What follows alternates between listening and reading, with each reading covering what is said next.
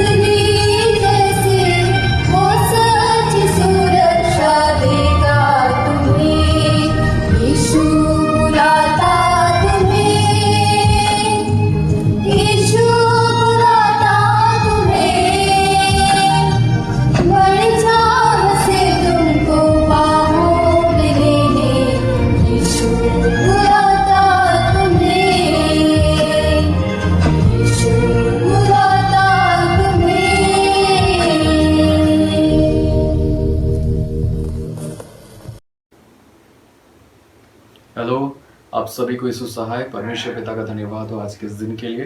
कि उसने मुझे ये मौका दिया कि मैं आपके सामने परमेश्वर के जीवित वचन को लेकर के आ पाता हूँ। इस पेंडेमिक और इस लॉकडाउन के समय में हम लोग किस प्रकार से दूसरों के लिए आशीष का कारण बन सकते हैं, इस बारे में आज हम लोग देखने और समझने का प्रयास करेंगे। लेकिन इससे पहले कि हम परमेश्वर के जीवित वचन की ओर जाएं, वो अपनी आंखों को बंद करें, हम प्रार्थना करें। पवित्र परमेश्वर, हम धन्यवादित हैं प्रभु आज के इस दिन के लिए, आपके अनुग्रह के लिए, आपकी दया, आपके आशीषों के लिए। इस समय प्रभु हम कुछ देर आपके जीवित वचन की ओर मनन और चिंतन करना चाहते हैं। आपकी उपस्थिति हमारे बीच में होने पाए, ताकि प्रभु जो भी बीज बोया जाता है, जो भी तेरे वचन से बांटा जाता है प्रभु, वो 100 गुना 1000 गुना फल लाने पाए। प्रभु हर एक श्रोतागणों को आपके हाथ में सौंपते हैं। सारी आदर महिमा आपको देते हैं पिता, और धन्यवाद के साथ प्रार्थना यीशु मसीह के नाम से मांगते हैं, आमीन। परमेश्वर पिता का एक बार फिर से धन्यवाद कि उसने मुझे मौका दिया कि मैं आपके सामने परमेश्वर के जीवित वचन को लेकर के आ पाता हूँ। हम किस प्रकार से लोगों के लिए आशीष का कारण ठहर सकते हैं, ये विषय मैंने आज चुना है। मसीह में मेरे प्रियो, हम सभी का एक परिवार है, हम परिवार में होकर के रहते हैं। हमारे परिवार में हमारे माता पिता हैं, हमारे भाई बहन हैं, हमारे कुटुंब है, हमारे रिश्तेदार हैं, और हम सभी अपने परिवार में अपनी जिम्मेदारियों के साथ अपने परिवार में रहते हैं। बाइबल में भी कई सारे परिवार हैं, चाहे वो अब्राहम का परिवार हो, चाहे वो मूसा का परिवार हो, चाहे वो कुर्नेलियुस का परिवार हो, चाहे वो याकूब का परिवार हो, चाहे वो सारा का परिवार हो, चाहे वो एस्थर रानी का परिवार हो। हर किसी का अपना एक परिवार है, और हर किसी के जीवन से यदि आप देखने का प्रयास करेंगे तो उन्होंने अपने जीवन में अपने परिवार के लिए बहुत सारे कार्य को किया, अपने परिवार के लिए एक आदर्श का कारण बने। और इन्हीं परिवार में से मैं एक दो परिवार के बारे में आपको आज के इस दिन में बताना चाहता हूं कि किस प्रकार से ये सारे लोग अपने परिवार के लिए आशीष का कारण ठहरे। जब आप उत्पत्ति की पुस्तक पढ़ेंगे, उत्पत्ति की पुस्तक उसका 6 अध्याय, तो आप पाएंगे कि जब परमेश्वर ने सारी चीज़ों को बना लिया और उसके बाद जब उसने देखा कि पृथ्वी पर मनुष्य जो है, उसका पाप जो है, उसकी गलतियां जो इतनी ज़्यादा बढ़ गई, इस वजह से बाइबल बताती है कि परमेश्वर मनुष्य जाति को बनाने से पछताया। और बाइबल ये बताती है कि इतने सारे लोगों में एक व्यक्ति था जिस पर परमेश्वर की अनुग्रह की दृष्टि थी। बाइबल बताती है नूह के दिनों में, नूह के समय में, जब परमेश्वर सारे पृथ्वी को, सारे इंसानों को, जितने भी जीव जंतु, सारी चीज़ों को जब वो नष्ट करने वाले थे, इस पृथ्वी को ख़त्म करने वाले थे, ऐसे समय में बाइबल बताती है कि परमेश्वर का जो अनुग्रह था वो नूह के जीवन में था। और नूह के जीवन के बारे में इस प्रकार से लिखा है कि नूह जो था वो एक धर्मी व्यक्ति था, एक खरा मनुष्य था, स्ट्रेट फॉरवर्ड व्यक्ति था, और वो नूह जो था वो परमेश्वर के साथ चलता था। हर एक परिस्थिति में, चाहे हालात कैसे भी हो, जीवन की हर एक परिस्थिति में बाइबल बताती है कि नूह जो था वो परमेश्वर के साथ चलता था। उसके बारे में, उसकी क्वालिटी को बाइबल इस प्रकार से बताती कि नूह जो था वो खरा व्यक्ति था, और उसके समान पृथ्वी भर में कोई भी उतना धर्मी व्यक्ति नहीं था। बाइबल इस प्रकार से नूह के चरित्र को बताने का प्रयास करती है।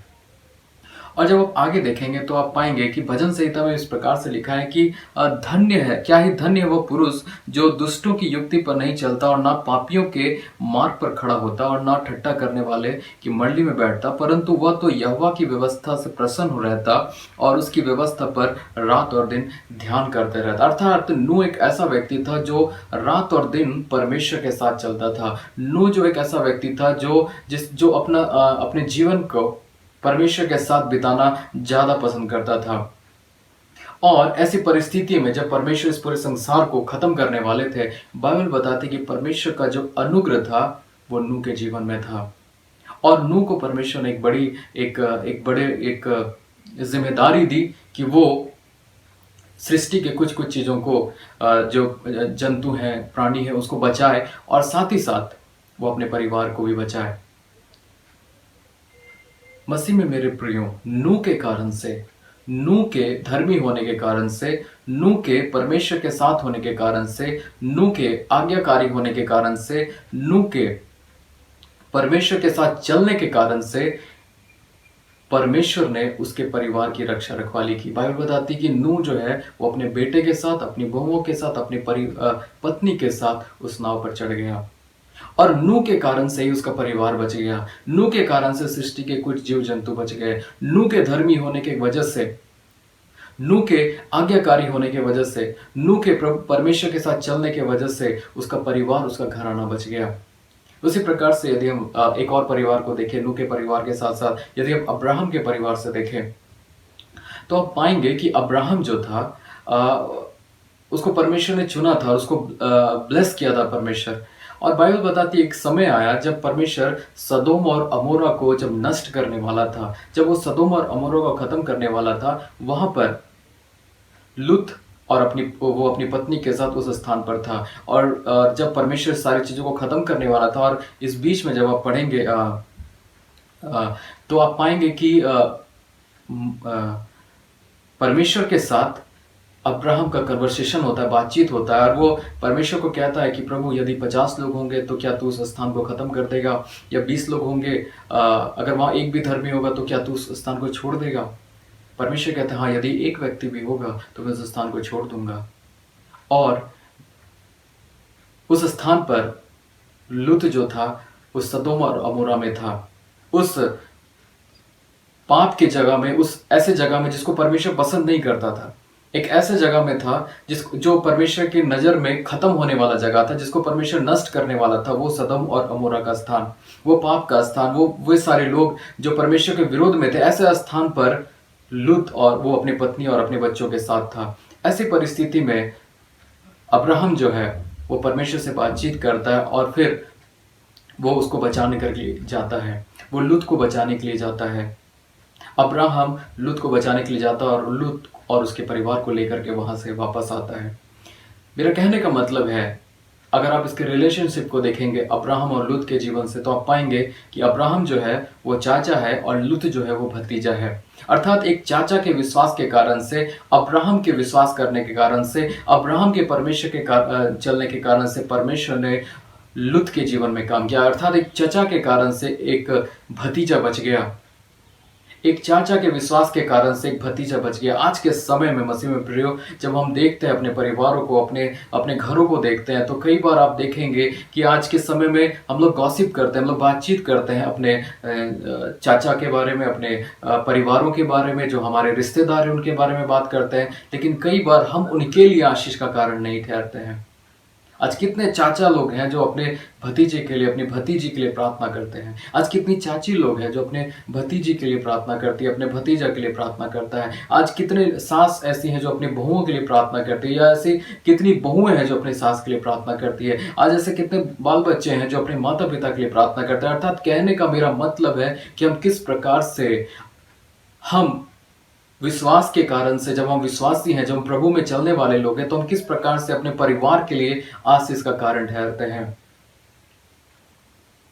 जिस प्रकार से परमेश्वर ने नूह के कारण से उसके पूरे परिवार को बचा लिया, जिस प्रकार से अब्राहम के कारण से उसने उसके भतीजे को बचा लिया, उसी प्रकार से परमेश्वर मेरे और आपके जीवन में भी काम करना चाहता है। वो चाहता है कि हम अपने परिवार के लिए आशीष का कारण बने। वो चाहता है कि हम अपने परिवार के लिए, अपने घराने के लिए आशीष का कारण ठहरे। यदि आप एस्थर रानी के जीवन से देखें तो आप पाएंगे एस्थर रानी के समय में, उस समय में ऐसा था कि यहूदियों को, जब यहूदी जो लोग थे उनको ऊंचा स्थान नहीं दिया जाता था, किसी पद पर रखा नहीं जाता था, और लोग जो राजा थे वो प्लान कर रहे थे कि यहूदियों को ख़त्म किया जाए। ये सारी बातें उस समय में सिचुएशन ऐसा बना हुआ था। लेकिन बाइबल बताती है कि एस्थर रानी के दिनों में एस्थर रानी ने उपवास और प्रार्थना किया, और उसके कारण से परमेश्वर ने इस प्रकार का अनुग्रह किया इजरायलियों के ऊपर में, यहूदियों के ऊपर में, कि वो लोग को जो सम्मान, जो इज्जत मिलना चाहिए था वो मिलना आरंभ होता है। वो इसलिए होता है क्योंकि एस्थर रानी ने परमेश्वर के साथ चलना आरंभ कर दिया। एस्थर रानी ने परमेश्वर के साथ प्रार्थना करना आरंभ कर, अर्थात एस्थर के कारण से उसका पूरा समाज आशीषित हुआ। नूह के कारण से उसका पूरा परिवार आशीषित हुआ, उसके बच्चे आशीषित हुए, उसके पत्नी आशीषित हुई, बच गई। उसी प्रकार से अब्राहम के कारण से, एक चाचा के कारण से एक भतीजा और उसका पूरा परिवार आशीषित हुआ। उसी प्रकार से मसीह में मेरे प्रियो, जो आप परमेश्वर के वचन को जब आप सुन रहे हैं, आपके कारण से परमेश्वर आपके परिवार को, आपके समाज को, आपके घर को ब्लेस करने वाला है। परमेश्वर ने आपको चुना है, आपको इस संसार में अलग किया है और संसार में ठहराया है ताकि आप लोगों के लिए आशीष का कारण ठहरे। आज के समय में जबकि चारों तरफ लॉकडाउन है, हर तरफ कलीसियाएं बंद है, चर्च बंद है, आराधना बंद है, लेकिन परमेश्वर का वचन कहता है, ऐसी परिस्थितियों में परमेश्वर का वचन हमें स्मरण दिलाता है कि ये जो शरीर है, वचन कहता है कि तुम्हारा जो देह है वो पवित्र आत्मा का मंदिर है। ये जो शरीर है वो पवित्र आत्मा का मंदिर है, वो मंदिर जो मनुष्य के बनाया हुआ ईंट और पत्थर का एक मंदिर जिसमें हम आराधना करने जाते हैं, लेकिन एक मंदिर ये जिसको परमेश्वर ने हमको और आपको बनाया, और वो चाहता है कि इस मंदिर में हमेशा क्या हो, हमेशा आराधना और प्रार्थना हो। परमेश्वर का वचन कहता है कि वो ऐसे आराधकों को ढूंढता है जो आत्मा और सच्चाई के साथ उसकी आराधना करे। आज के समय में कलीसियाएं बंद है, लेकिन इस दिल में लॉकडाउन नहीं होना चाहिए, इस शरीर में लॉकडाउन नहीं होना चाहिए, हमारे प्रार्थना के जीवन में लॉकडाउन नहीं होना चाहिए, हमारे वचन पढ़ने के जीवन में लॉकडाउन नहीं होना चाहिए। वचन में कहता है कि जब तू प्रार्थना करे तो अपने कमरे में जा, अपने द्वार को बंद कर और अपने परमेश्वर से प्रार्थना कर, और वो जो गुप्त में तुझे देखता है तेरा पिता तुझे प्रतिफल देगा। आज के समय में जब हम लॉकडाउन में हैं, हम अपने परिवारों में, अपने घरों में हैं, हम अपने परिवार के लिए प्रार्थना करने पाए कि मेरा परिवार बच जाए, हम प्रार्थना करने पाए मेरा भतीजा बच जाए, हमारी प्रार्थना करने पाए मेरी भतीजी बच जाए, हम प्रार्थना करने पाए मेरा समाज जो है वो बच जाए। हम मिल करके अपने जीवन में हम प्रार्थना करने वाले बन सके, हम उस परमेश्वर की उपस्थिति में होने वाले हो सके। परमेश्वर हम लोगों को चुना है ताकि हम लोगों के लिए, अपने समाज के लिए, अपने घर के लिए, अपने माता पिता के लिए आशीष का कारण ठहरे। परमेश्वर यही चाहता हमारे जीवन से कि हम ब्लेसिंग का कारण बने दूसरों के लिए। जो भी कुछ आप कर सकते हैं, जिस काम के लिए परमेश्वर ने आपको चुना है, उस काम को बहुत सामर्थ्य के साथ, बहुत ताकत के साथ करें। वो हर काम सफल होगा यदि परमेश्वर आपके साथ होगा। जरूरी है कि आप नूह के समान बने। अब में से सुनने वाले कई सारे लोग नूह के समान हैं, कई सारे लोग अब्राहम के समान हैं जो अपने परिवार की चिंता करता है, कई सारे लोग हैं जो सारा के समान है, कई सारे लोग जो हैं वो एस्तेर रानी के समान हैं, कई सारे लोग जो मरियम के समान हैं। आप में से हर कोई किसी न किसी रूप से अपने परिवार की चिंता करता है। इस समय जरूरी है कि आप अपने परिवार के लिए आशीष का कारण बने, अपने घराने के लिए, अपने समाज के लिए आशीष का कारण ठहरे। परमेश्वर इस वचनों के द्वारा से आप सभी को आशीष प्रदान करे। हम प्रार्थना करें। पवित्र परमेश्वर, एक बार फिर से हम धन्यवाद देते हैं प्रभु तेरे जीवित वचन के लिए, जो हमें स्मरण दिलाता है प्रभु कि हम अपने परिवार के लिए आशीष का कारण बन सकते हैं। प्रभु, हमारे अंदर कई सारी गलतियां हैं, हमारे अंदर कई सारे पाप है, अपराध है प्रभु जी, और कई बार हम प्रभु जी लोगों के लिए आशीष का कारण नहीं लेकिन ठोकर का कारण बन जाते हैं। प्रभु, हम आपसे प्रार्थना करते हैं, हमारे हृदय को, हमारे जीवन को बदलिए प्रभु, ताकि हम लोगों के लिए प्रभु जी आशीष का कारण ठहरने पाए। पिता, सुनने वाले हर एक श्रोता को आपके हाथ में सौंपते हैं। सारी आदर और महिमा सिर्फ आपको देते हैं प्रभु। दुआ यीशु मसीह के नाम से मांगते हैं, आमीन। यीशु सहाय। आइए हम सब इस समय प्रार्थना करेंगे बीमार लोगों के लिए। जो लोग बीमार हैं किसी प्रकार की बीमारी से, चाहे वो कोरोना ही क्यों ना हो या सर्दी बुखार या कोई भी बीमारी क्यों ना हो, उन सबों को प्रार्थना में याद करेंगे। यदि आपके प्रियजन, घर के सदस्य या पड़ोसी जो भी हैं, जब प्रार्थना चढ़ाई जाती है तो आप उनके नामों को स्मरण करें ताकि प्रभु उन्हें जल्द भला चंगा प्रदान करें। हम सब प्रार्थना करें। हमारे महान सामर्थ्य ना बदलने वाले परमेश्वर, तू चंगा करने वाला ईश्वर है। हमारे हृदय को इस विश्वास से भर दे कि तू हमसे पूर्ण रूप से प्रेम करता है, जिससे हम शांत मन से इस आशा के साथ अपने को तैयार करें कि तेरी सामर्थ हम पर पूर्ण नियंत्रण करे, और हम धीरज के साथ प्रतीक्षा करें कि तू हमें स्वस्थ करेगा। तेरे धन्य लोग, तेरे प्रियजन, जिनके भी नामों को स्मरण करते हैं प्रभु जी, तेरी कृपा का आत्मा उनके संग साथ होने पाए। हे प्रभु यीशु, तो अपने दुख भोग में धीरज रखकर हमारे सांसारिक दुख भोग को पवित्र कर दिया और परमेश्वर की इच्छा का पालन करने में एक आदर्श हमारे सामने रखा। हे प्रभु, दुर्बलता और दुख के इस संकट में हमारे पास आ, अपने अनुग्रह से हमें सहारा दे, जिससे तेरी शक्ति और साहस कभी भी समाप्त ना हो। हे प्रभु, हम प्रार्थना करते हैं, तेरी इच्छा हो तो समय के परिपूर्णता में तेरे धन्य लोगों को तू स्वस्थ कर और तेरी सहायता उनके जीवन में दे। हम सदा तुझे स्मरण करते हैं, यदि तू हमें शाश्वत जीवन के लिए सुरक्षित रखता है तो इस जीवन में जो कुछ भी होता है वो सब बातें नागण्य हैं। हे प्रभु, तेरे लोगों को जो मन में व्याकुल हैं उन्हें अच्छी निंद्रा प्रदान कर। जो भी भोजन वस्तुएं ग्रहण करते हैं प्रभु जी, उन सब बातों को ग्रहण करने के द्वारा वे शारीरिक शक्ति प्राप्त करें प्रभु जी। जो दवाइयों का वो सेवन करते हैं पिता, उसके द्वारा वे स्वस्थता प्रदान करें, ऐसा अनुग्रह प्रदान कर।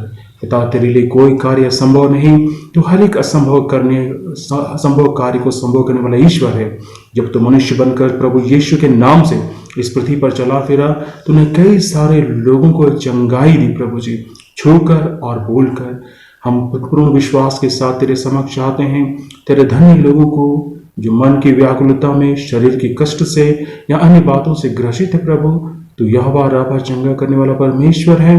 अपने नाम के निमित्त उन्हें चंगाई दे। तो यहोवा शालोम शांति देने वाला ईश्वर है। अपने नाम के निमित्त अद्भुत उन्हें शांति प्रदान कर।